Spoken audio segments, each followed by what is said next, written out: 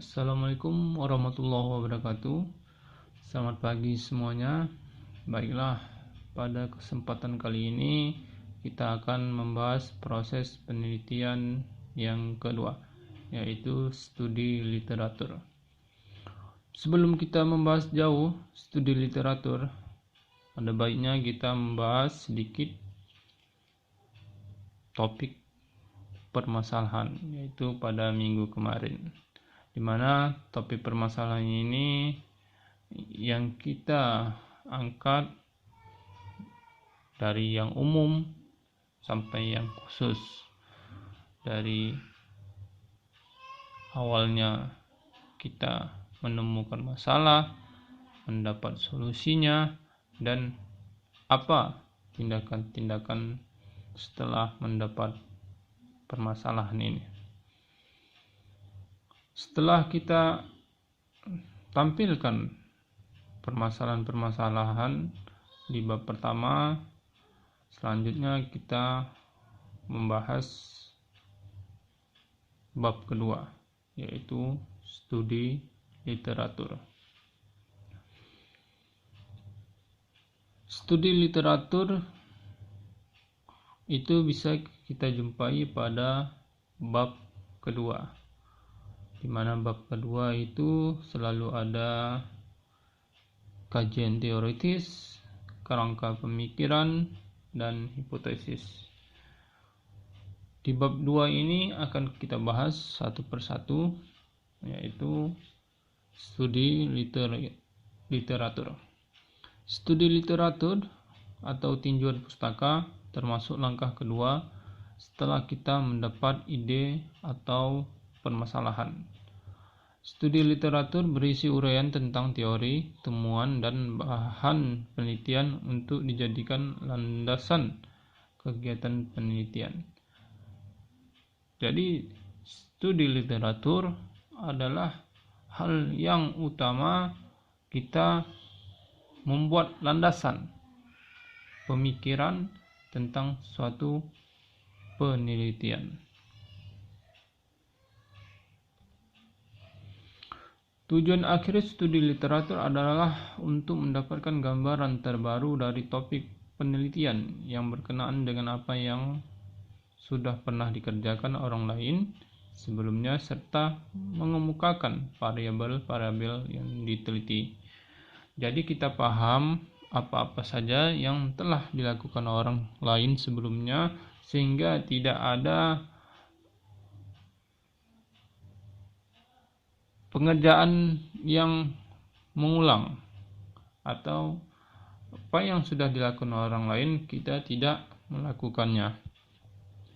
Mengapa perlu studi literatur? Yang pertama, mengemukakan informasi atau ide yang relevan dengan penelitian kita.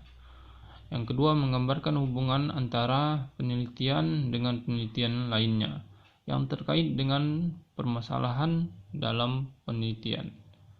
Mempertentangkan antara penelitian-penelitian sebelumnya. Jadi, penelitian-penelitian sebelumnya bisa saja salah. Dalam penelitian, salah itu merupakan hal wajar. Di dalam penelitian-penelitian ini bisa kita buat yang terbaru sebagai landasan mempertentangkan penelitian yang sebelumnya berdasarkan data yang terbaru, yang berdasarkan hasil temuan yang terbaru. Selanjutnya, meningkatkan pengetahuan dan keahlian kita dalam bidang ilmu yang diteliti atau menambah wawasan. Ciri-ciri studi literatur yang baik. Yang pertama, alur yang logis dari ide-ide yang ingin disampaikan sesuai dengan variabel yang akan dibuat. Kedua, memiliki referensi yang terbaru dan juga relevan. Di dalam membuat suatu penelitian harus minimal 5 tahun terakhir. Kalau sekarang 2020, maka referensi yang baik itu adalah minimal 2015. Yang ketiga, memberikan pandangan yang tidak bias dan komprehensif dari penelitian sebelumnya terkait topik yang dipilih. Jadi salah satunya ciri-ciri studi literatur adalah tidak, supaya arah variabel itu jelas kemana arahnya dan tidak bias. Cara melakukan studi literatur. Yang pertama itu mencari kesamaan. Contohnya bisa seperti menurut para ahli, James mengatakan bahwasannya untuk melakukan syuting itu harus menggunakan bagian kaki dalam. Hal senada yang disampaikan oleh Joseph bahwa untuk melakukan syuting sepak bola ke gawang harus menggunakan kaki bagian dalam. Itu mencari kesamaan.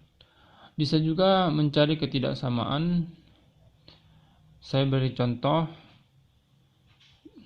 Menurut ahli, Smith mengatakan bahwasannya untuk melakukan syuting ke gawang dalam permainan sepak bola sebaiknya menggunakan dengan punggung kaki. Berbeda dengan pendapat James bahwasannya untuk melakukan syuting ke gawang sebaiknya dengan menggunakan punggung kaki.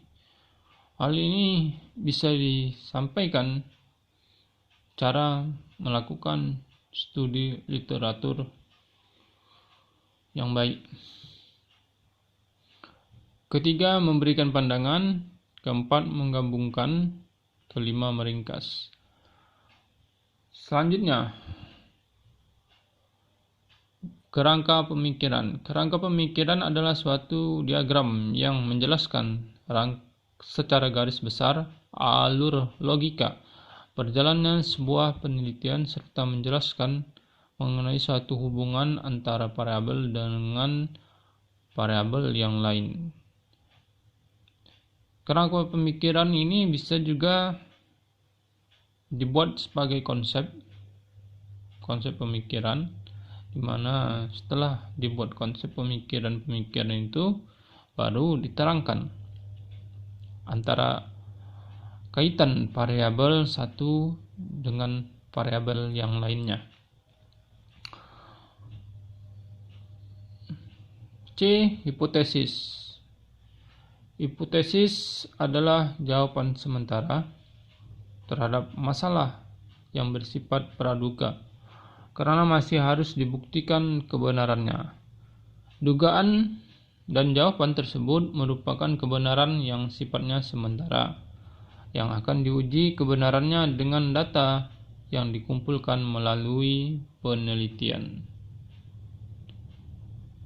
Jadi bisa kita jumpai bahwasannya hipotesis itu digambarkan atau disimbolkan dengan H0 dan AH.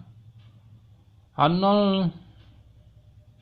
atau mempunyai arti tidak memberikan pengaruh, dan AH adalah memberikan pengaruh. Jika T hitung lebih besar daripada T tabel, maka H0 ditolak. Dalam arti penelitian berpengaruh atau penelitian terdapat pengaruh dari latihan atau metode yang diberikan pada sampel. Baiklah, pada kesempatan kali ini sampai di sini pertemuan kita. Saya sudahi dengan wassalamualaikum warahmatullahi wabarakatuh.